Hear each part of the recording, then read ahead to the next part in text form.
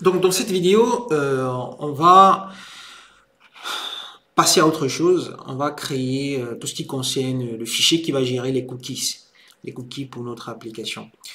Donc on va dans le dossier core, dans le dossier cookies et dans le fichier cookie OAuth. Ok. Donc je peux fermer donc les deux fichiers ici. Et comme d'habitude, je vais essayer de nommer mon module. Donc je vais l'appeler cookie authentication module. Ok. Voilà. Donc dans ce fichier, donc je vais importer les librairies qui me seront utiles. Donc je vais importer hlib.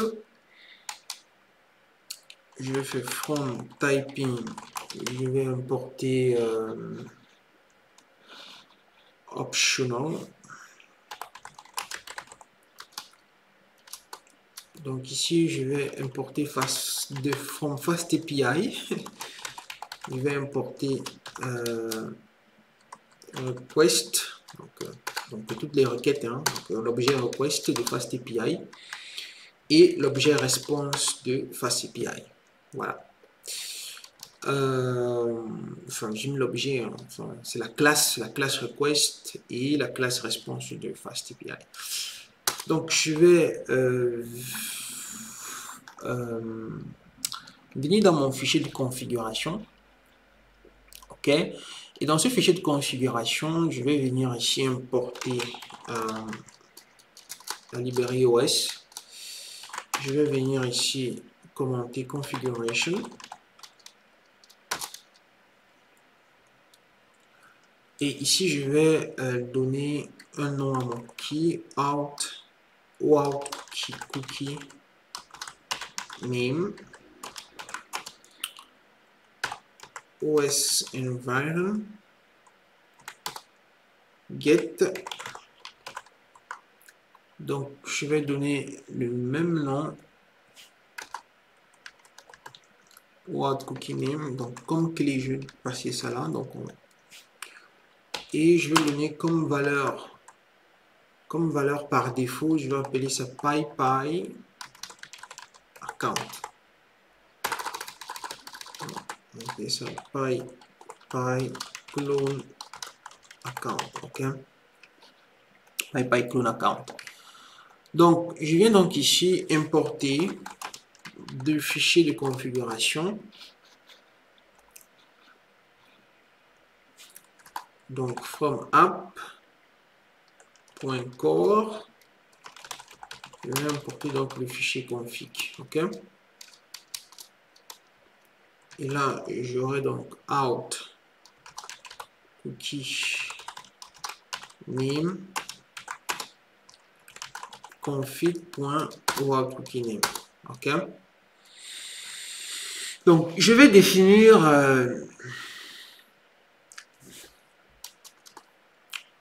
une méthode que je vais appeler hText. Cette méthode ici va me servir à hacher une valeur passée en paramètre, qui est une chaîne de caractères. Dans ce cas de figure, en réalité, dans le cas de notre application, ce sera l'identifiant de l'utilisateur qui sera haché complètement. Donc ici, je crée une variable que j'appelle text. Cette variable-là aura ce préfixe salty, comme ceci, plus la valeur passée en paramètre, et plus ce suffixe qu'on va appeler texte. Ok. Maintenant, on va retourner hlib. On va utiliser l'algorithme SHA-512 bits. On va donc passer donc ce texte. On va encoder en utilisant le standard UTF-8. Et par la suite, ce qu'on va faire, c'est qu'on va transformer ça en hexadécimal, hexdigest. Voilà, et ça va nous retourner une chaîne de caractères que voici. Ok. Par la suite, en fait, on va créer une nouvelle fonction. Cette fonction, c'est set ou out.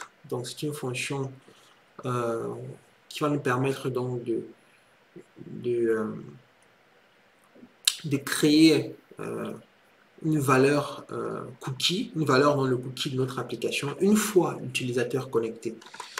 Donc ici, je vais utiliser le response, la classe response de SQL Alchemy, et je vais utiliser un autre paramètre qui s'agit donc de l'identifiant de l'utilisateur. On suppose que ça, c'est l'identifiant de l'utilisateur de type entier. Donc, supposons qu'on a un utilisateur dans notre système qui est identifié par l'ID 1. Ok, l'ID 1. Donc, ce qu'on va faire, c'est que dans un premier temps, on va hacher donc le user ID là. Ok, on va essayer de le hacher, c'est-à-dire on va essayer de le crypter. Donc, on va utiliser donc là notre fonction qu'on vient de créer, hText. Et on va convertir, vu que le user ID ici est en entier, donc on va essayer de convertir ça en chaîne de caractères d'abord avant de passer à notre fonction hText. Ok. Puis par la suite, on aura cette valeur suivante. On aura cette valeur, donc ici on aura le user ID en clair. Et ici on aura la version cryptée, HUSERID. Donc pour terminer, donc on aura donc la response,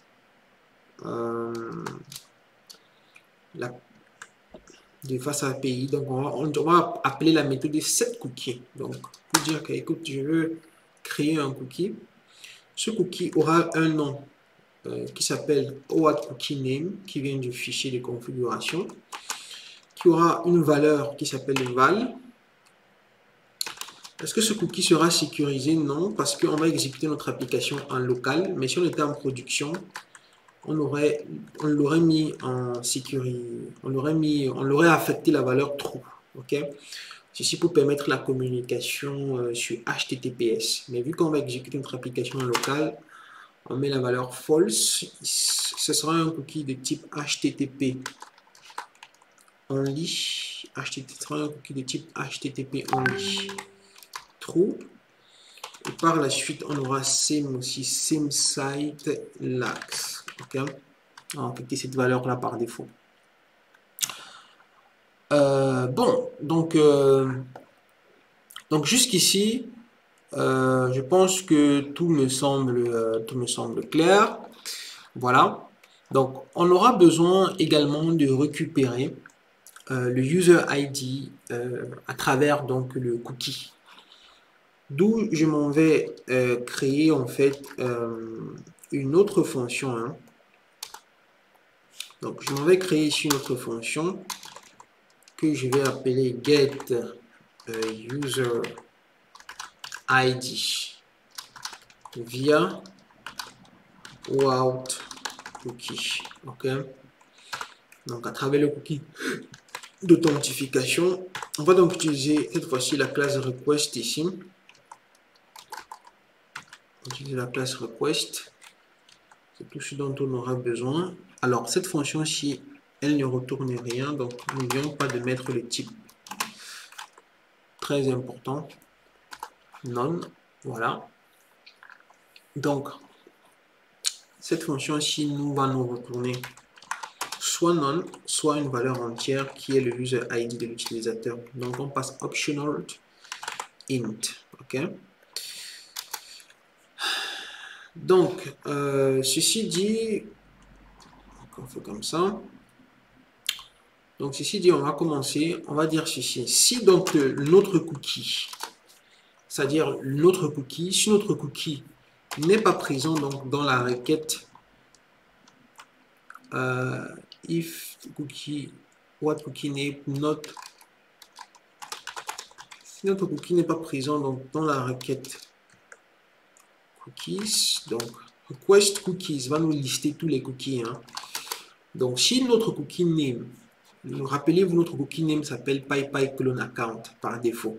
Okay. Si ce PyPyCloneAccount n'est pas présent dans le cookie, ça veut dire que voilà, l'utilisateur n'est pas authentifié, l'utilisateur n'est pas connecté. Donc je retourne tout simplement non.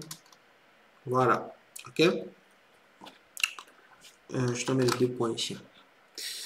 Donc, autrement dit, ça veut dire que notre OAuth cookie name est présent dans les request.cookies. Donc, on va donc aller chercher donc cette valeur-là. Donc, on va faire request cookies. OK. On va aller chercher cette valeur-là. On va passer ici OAuth cookie name. Rappelez-vous qu'ici, on avait OAuth cookie name et voici sa valeur. Ouf, attention qu'ici, c'est la virgule. Donc, on a OAuth cookie name et là, on a la valeur. OK. Donc, on va donc récupérer donc cette valeur-là. Et puis, on va essayer donc de récupérer les différentes parties de cette valeur. On a deux parties ici. D'un côté, on a le user ID non crypté et de l'autre côté, on a le user ID crypté. Donc, je vais utiliser une variable que je vais appeler parts et je vais faire val.split et je vais séparer donc la chaîne de caractères là par les deux points. OK. Ce qui veut dire quoi? Ce qui veut dire que si la longueur des différentes parties là, donc des parts, est différente de 2, parce que ça doit la longueur d'être de 2. Donc si elle est différente de 2, donc on retourne none, ça veut dire qu'il y a un problème. Dans le cas contraire, bah, on récupère notre ID. Donc notre user ID sera dans la partie 0, donc ce sera le premier élément, forcément. Donc, comme ici, le premier élément, c'était ça. Donc, le user ID sera ça. Et le user ID sera dans parts. Donc, ce sera le deuxième élément. OK.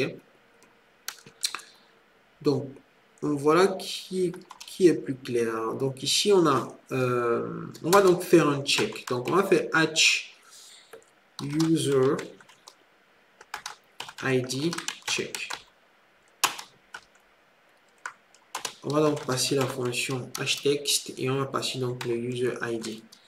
En fait, tout simplement pour se rassurer que le user ID ici qu'on vient de récupérer des cookies, que c'est le HC est équivalent à celui-ci. Donc on va faire ce check là tout de suite. Donc on va dire if h user ID check est différent.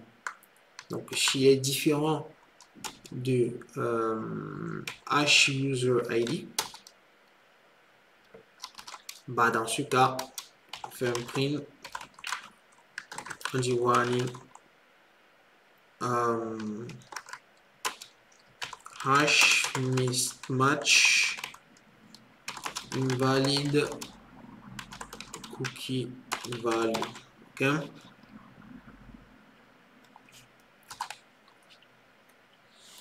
Et là, on retourne none.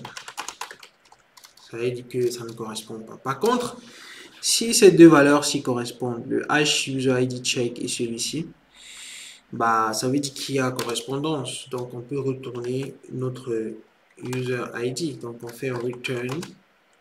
On se rassure qu'il soit converti en entier. Return user ID. Donc là, on a notre méthode qui va nous permettre donc de récupérer l'idée d'un utilisateur dans un cookie. Donc le principe du cookie est très simple. Le principe est très simple. C'est-à-dire quoi? Pour résumer, lorsque mon utilisateur se connecte sur mon système, je crée un cookie. Donc j'avais appelé cette méthode ici pour créer un cookie sur le navigateur de l'utilisateur. Et ce cookie-là aura un nom qui est celui-ci, défini dans le fichier de configuration.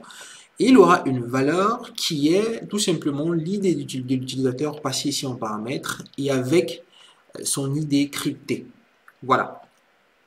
Si on veut, supposons que l'utilisateur est actuellement connecté sur notre système.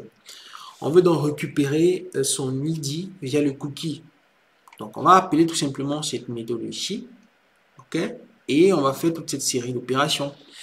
Donc une fois récupérer le cookie, on va le splitter, on va le diviser en deux, parce qu'ici il va nous retourner une liste. On va diviser en deux, on va séparer, ici il va nous retourner une liste séparée en deux. Et si la longueur de cette liste retournée est différente de 2, ça veut dire qu'il y a problème. Dans le cas contraire, ça veut dire que tout s'est bien déroulé. Donc le premier élément, on sait que c'est le user ID. Le second élément, on sait que c'est le h user ID, comme ici en haut. Et pour se rassurer que ces valeurs-ci sont correctes, ça veut dire que le user ID ici est correct, On va donc passer donc ce user ID à travers la méthode hText. La valeur hachée retournée, si elle est égale au hUserID du cookie au départ ici. Alors, si elle est égale, on retourne donc le user ID de l'utilisateur. Dans le cas contraire, on dit tout simplement qu'il y a une erreur. OK? Et on retourne none. Voilà, donc c'est tout pour cette vidéo. On se retrouve dans la prochaine vidéo. À plus.